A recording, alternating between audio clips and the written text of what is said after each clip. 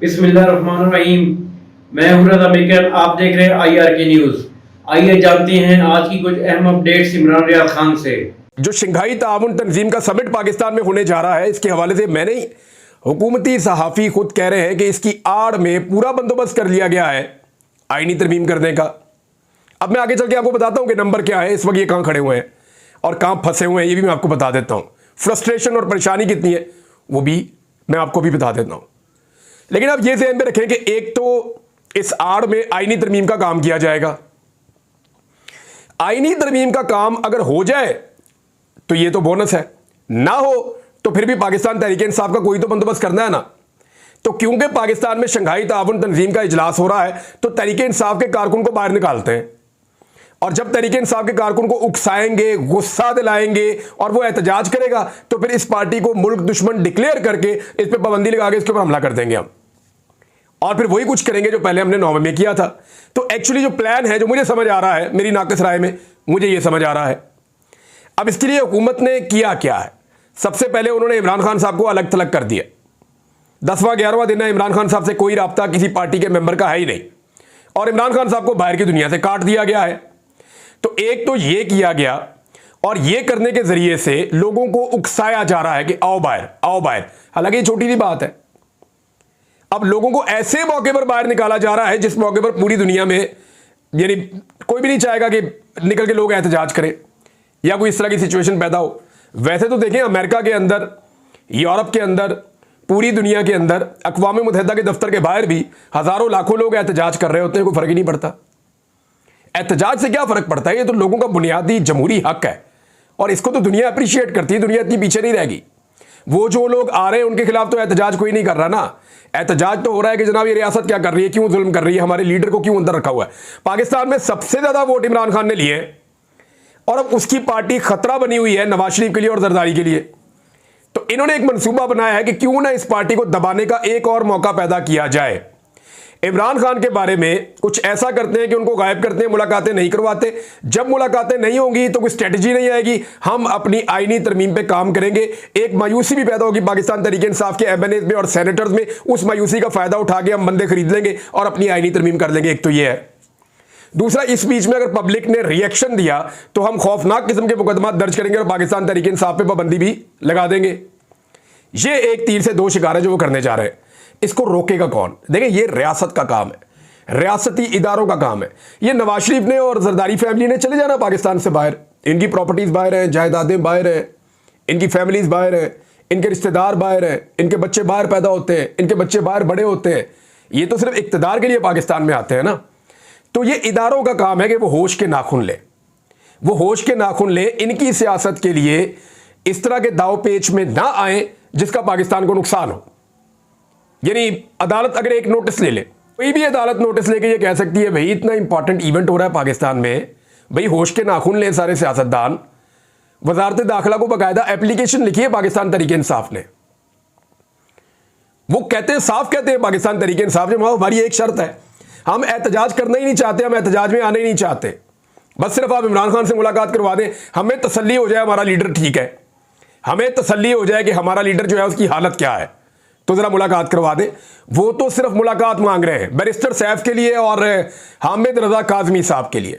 इन दो लोगों के लिए एप्लीकेशन वजारत दाखिला को ऑफिशियली दी गई है पाकिस्तान तहरीक-ए-इंसाफ की जानिब से, और यह कहा गया कि इमरान खान साहब जेल में, हमारी जनाब 3 तारीख को वकला की मुलाकात हुई थी, तब से लेकर अब तक कोई नहीं मिला। लिहाजा इमरान खान साहब के बारे में हमारी पार्टी को और हमारे कारकुनों को बहुत कंसर्न है और बहुत परेशानी है। लिहाजा इमरान खान साहब से इन दो लोगों की मुलाकात करवाई जाए। दोनों रुकन कौमी असम्बली भी हैं और पार्टी के अंदर अहदेदार भी हैं। लिहाजा ये उनकी डिमांड बड़ी जायज़ है और वजारत दाखिला से उन्होंने की है कि जनाब आप ये मुलाकात करवा दें, सिचुएशन अवॉइड कर लें। लेकिन जानबूझकर, यानी तरीका यह है कि उकसाओ लोगों को, गुस्सा दिलाओ लोगों को बाहर निकालो घर से, किसी तरह वो बाहर आए, जैसे ही वो बाहर आए उनके ऊपर अटैक कर दो। यह है तरीका वारदात, और इसके बहाने जो है वो छापे भी मारे जा रहे हैं, अटैक भी किया जा रहा है। हालांकि एक छोटी सी मुलाकात इस सारी सिचुएशन को डिफ्यूज कर सकती है, लेकिन इस मुलाकात में एक खतरा भी है ना। वो खतरा यह है कि इमरान खान साहब को हिकमत अमली नहीं दे देंगे और उस हिकमत अमली के बाद आईनी तरमीम का रास्ता जो है वो और मुश्किल हो जाएगा, कठिन हो जाएगा। और अगर इमरान खान साहब का अंदर से बाहर एक स्टेटमेंट आ जाता है तो MNAs और सेनेटर्स दोबारा खड़े हो जाते हैं। मैंने आपसे पहले भी कहा था कि इमरान खान जेल में जरूर बैठा हुआ है, लेकिन वो ताकत के इंजेक्शन लगाता है अंदर आने वालों को। जो भी इमरान खान के साथ मिलने जाता है, अंदर वो जाते हुए उसके मोटे ऐसे हुए होते हैं, वो कमज़ोर हुआ होता है, बॉडी लैंग्वेज बड़ी डाउन होती है। वो जैसे ही जेल से बाहर निकलता है चौड़ा होकर निकलता है, कंधे शंधे उसके चौड़े हो जाते हैं। वो कहता है जी मसला ही कोई नहीं है। इमरान खान साहब अंदर से ऐसा इंजेक्शन लगा के भेजते हैं, ऐसे इमरान खान साहब अंदर से जो है वो बंदे को मोटिवेट करके भेजते हैं कि वो बाहर आके लोगों को मोटिवेशन देता है। तो ये फर्क तो है। तो इसलिए इमरान खान साहब क्योंकि पूरी तहरीक को लीड कर रहे हैं, तो लीडर से तहरीक को अलग करने का ये एक जरिया है। अब अदालत को ये करना चाहिए कि वो बुलाए फरीकैन को और पाकिस्तान तहरीक इंसाफ को कहे जी एहतजाज आप अभी मौखर करें। तहरीक इंसाफ कहे जी हम कर देते हैं, और साथ ही अदालत अहकामात जारी करे कि जनाब तहरीक इंसाफ के 3 नाम ले लें, 5 नाम ले लें, इनके डॉक्टर का भी नाम ले लें, इनकी बहन का भी ले लें, इन्हें भिजवाएं और ले जाकर इमरान खान साहब से मुलाकात करवाएं। और पूरा फेलियर हो चुका है। उस फेलियर को छुपाने के लिए ये चाहते हैं कि फसाद करवा दें मुल्क के अंदर, और उस फसाद के लिए इमरान खान को बतौर डिकॉय, मैंने आपको फिर कहा कि वो बतौर इमरान खान को एक ऐसे टूल के इस्तेमाल कर रहे हैं जिसके जरिए से लोगों को गुस्सा दिलवाया जाए और फिर लोगों के ऊपर यलगार कर दी जाए और सारा मलबा उनके ऊपर डाल दिया जाए। हुकूमत एक्चुअली लोगों को उकसाने का काम कर रही है, उन्हें इंस्टिगेट कर रही है कि आओ लड़ते हैं। अब तहरीक इंसाफ जो है वो 3 काम कर सकती है जो मैंने आपको पहले कहा। एक, अपने एमएनएज को और अपने सेनेटर्स को पूरी तरह काबू करे। नंबर 2, जो हुकूमत के अंदर एमएनएज और सेनेटर जिनका ज़मीर जाग रहा है वो राब्ता कर रहे हैं तो उनके साथ राब्तों को कंटिन्यू रखें। नंबर 3, मौलाना फजलुर रहमान साहब को मैक्सिमम एंगेज करें और उन्हें जो आईनी अदालत है उसकी बजाय जो आईनी बेंच है उसके ऊपर मजबूती से खड़ा रखें। ये 3 काम अगर पाकिस्तान तहरीक इंसाफ करती है ना और इमरान खान साहब से मुलाकात नहीं भी होती तो 25 अक्टूबर तक मैं आपको लिख कर देता हूं कि तरमीम नहीं हो सकती। उसकी वजह मैं आपको बताता हूं। अभी क्या हो रहा है, आदिल बजवी जो है उनसे मेरा राब्ता हुआ और दीगर और कुछ लोगों से भी हुआ, तो मुझे पता चला कि इनके रिश्तेदारों को भी उठा लिया है। आदिल बजवी का एक रिश्तेदार जो कराची में बेचारा इनके साथ काम करता था, वो इनके कोई बहनोई है, उनका आगे से कज़न है और लेकिन इनके साथ अच्छा ताल्लुक है, उसको भी उठा लिया है। इनके भाइयों पे, इनके कारोबार पे प्रेशर डाला जा रहा है, दुकानें खाली करवाई जा रही हैं, कारोबार को नुकसान दिया जा रहा है। चौधरी इलियास का मैंने आपको पिछले वीलॉग में बताया, मुबीन जट का मैंने आपको उससे पिछले वीलॉग में बताया, वो एक और मलिक साहब है उनका भी मैंने आपको बताया था, वराइस साहब है उनका भी मैंने आपको बताया था। आप एक एक करके गिनते जाए ना, सादुल्ला बलोच मैंने आपको बताया हुआ है, इम्तियाज चौधरी के घर के अंदर क्या हुआ मैंने आपको बताया। ये इतनी मार कुटाई क्यों हो रही है? ब्रिगेडियर असलम गुमन को घेरा पड़ा हुआ है पिछले 5 दिन से, मैंने आपको बताया। ये इतनी मार कुटाई और इतना जोर क्यों लग रहा है? वो इसलिए लग रहा है कि बंदे नहीं काबू आ रहे। और मैं आपको इंटरेस्टिंग बात बताऊं, अगर पाकिस्तान तहरीक इंसाफ ने यह फैसला किया कि आईनी तरमीम वाले दिन वो असेंबली का बाइकआउट करेंगे, तो इससे घटिया और गलीज फैसला कोई और हो नहीं सकता और इससे ज़्यादा बेवकूफ़ाना और जाहिलाना फैसला कोई और हो नहीं सकता। तहरीक इंसाफ को अपने 25 से 30 वफादार चुनने पड़ेंगे और ये इस तरह के वफादार होने चाहिए जिनका इनको 100% पता हो कि कुछ हो जाए, दुनिया इधर से उधर हो जाए, 50 बंदा है इनके पास ऐसा तगड़ा, अपने 50 बंदे लेकर असेंबली के अंदर जाएं, जाकर बैठें और जब आईनी तरमीम हो तो नारे लगाएं।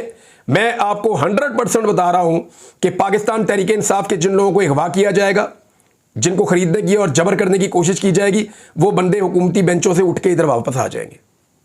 मैं आपको गारंटी देकर कह रहा हूं, कभी भी वोट नहीं डालेंगे, क्योंकि ये इससे पहले हो चुका है। पिछली तरमीम पे तय कर दिया था एमएनएज ने कि अगर हमें जबरदस्ती असेंबली पहुंचाया गया तो हम इमरान खान के नारे भी लगाएंगे और वोट भी नहीं डालेंगे। लेकिन इसके लिए मॉरल सपोर्ट चाहिए और उस मॉरल सपोर्ट के लिए पाकिस्तान तहरीक इंसाफ के 30, 40, 50 लोग जो है वो कौमी असेंबली में मौजूद होने चाहिए। सेनेटर में भी उनके 15-20, सेनेटर में 15-20 बंदे उनके मौजूद होने चाहिए। बस फजलुर रहमान साहब को खड़ा रखना है और अपने लोगों का ख्याल करना है, तो ये कुछ भी नहीं कर सकेंगे, ये गारंटेड है। अब मैं आपको एक चीज़ और बताता हूं कि एक नई फोर्स पंजाब में बनाने की तैयारी की गई है और जनाब ये मरियम नवाज साहिबा की ख्वाहिश के ऊपर बनाई गई है। इसको आप एक तरह से कह सकते हैं कि शरीफ फोर्स। मैंने तो इसका नाम शरीफ फोर्स रखा है। शरीफ फोर्स इसलिए कि शरीफ अपनी ज़ात के लिए ऐसा लगता है ये फोर्स बना रहे हैं। इसका नाम है जी Punjab enforcement and regulatory authority. ये एक अथॉरिटी इन्होंने बनाई है। इसके अंदर मुसल्ला जो है वो ये फोर्स है और इस मुसल्ला फोर्स को 5 मिनट के अंदर बनाया गया सूबाई असेंबली में। यानी ना इसके ऊपर कोई बहस हुई, ना कोई बातचीत हुई, ना बिल को पढ़ा गया, ना लोगों ने कुछ किया, उन्होंने कहा जी मंजूर है जी, फारग कर दिया। 5 मिनट के अंदर ये बिल पास कर दिया गया पंजाब असेंबली में कि Punjab enforcement and regulatory authority, ये बिल पास हो गया है। डॉन की रिपोर्ट के मुताबिक ये सारी कार्रवाई 5 मिनट में की गई है।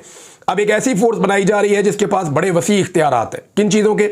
ये तलाशियां ले सकते हैं जी, छापे मार सकते हैं जी, गिरफ्तारियां कर सकते हैं जी, ये लोगों को तंग कर सकते हैं, परेशान कर सकते हैं, जैसे बाकी सारी फोर्सेस करती हैं।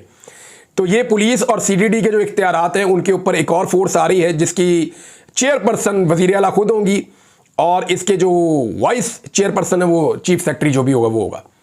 तो इस तरीके से एक नई फोर्स इंट्रोड्यूस कर दी गई है। तो नाज़रीन, ये थी आज की अहम अपडेट्स।